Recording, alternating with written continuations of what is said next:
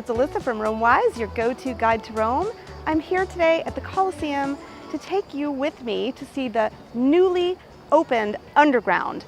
This is a very big deal. We have been able to visit the Underground until now just up to a certain point, but recently they've opened up the entire Underground, the hypogeum of the Colosseum, and we're going to go visit it now. So, ready?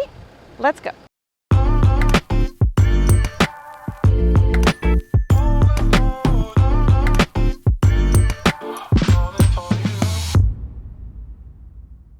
All right, so we are here at the entrance of the Colosseum. We have a ticket, a reservation. You've got to reserve this in advance online. The only way to do it is online, and it's called the Full Experience. And with the Full Experience, you have a couple of different options right now.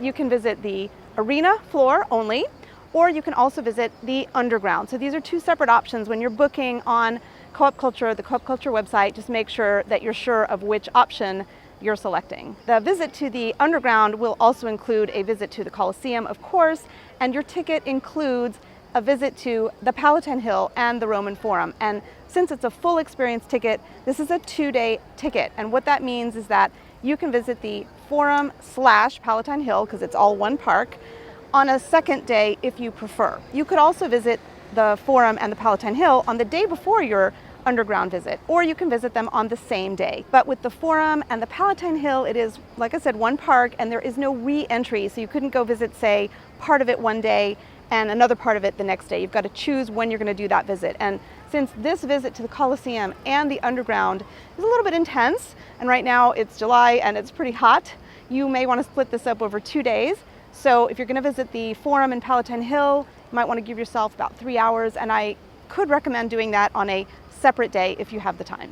At the time of this video, we are going to have to wear masks to go inside because we are still in a COVID era, and the monuments have opened up, tourism is opening back up, but inside of sites and monuments, masks are obligatory still.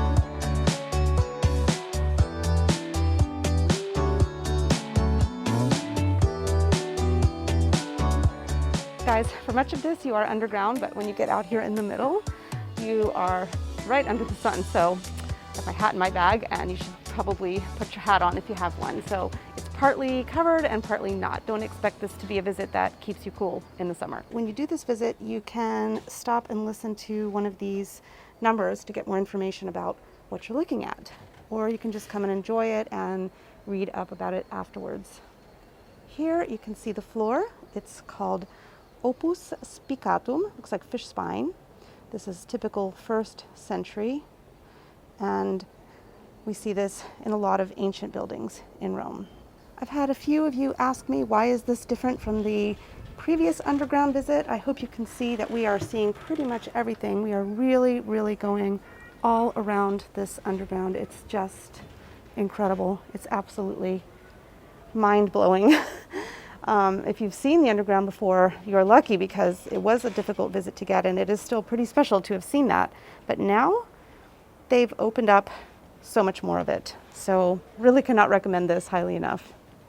You guys, we are out in the open, but this was literally underground, and I have this sense of oppression, this sense of gladiators and unwilling gladiators sometimes, most of the time, animals, waiting to go up onto the arena floor with all of the sounds, the animal roars and cries and blood, sweat, and tears and smells and dark. Remember, there wasn't any electricity, of course. There would have been some sort of oil lamps, but it would have been pretty oppressive and scary, I think. For us today, it is a beautiful thing to see this incredible piece of ancient Rome.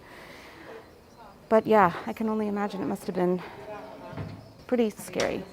Okay, we've come out of the underground, and she's not a guide, but she's accompanying us. She's basically letting us into the arena floor.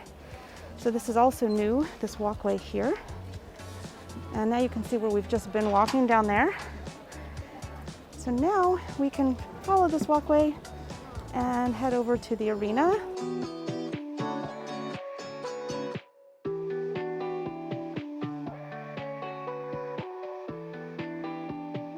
So this visit includes a visit to the arena floor. We have about 20 minutes here. There was about 25 minutes down below. So all told, it's a really complete visit. After that, we will be left on our own to visit the Colosseum, normally the areas that you normally can visit. So you should probably plan for at least an hour here, maybe another hour in the Colosseum. And then I would suggest a break either before or after visiting the Palatine Hill and the Roman Forum.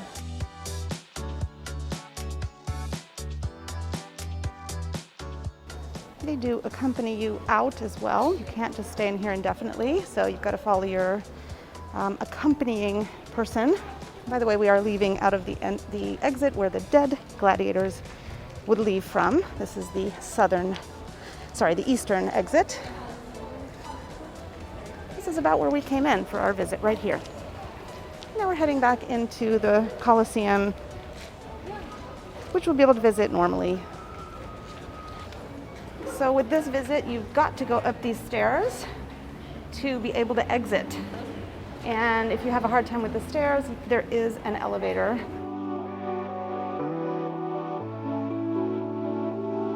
At the very end of your visit, right before you leave, come to this arch and turn around and look up.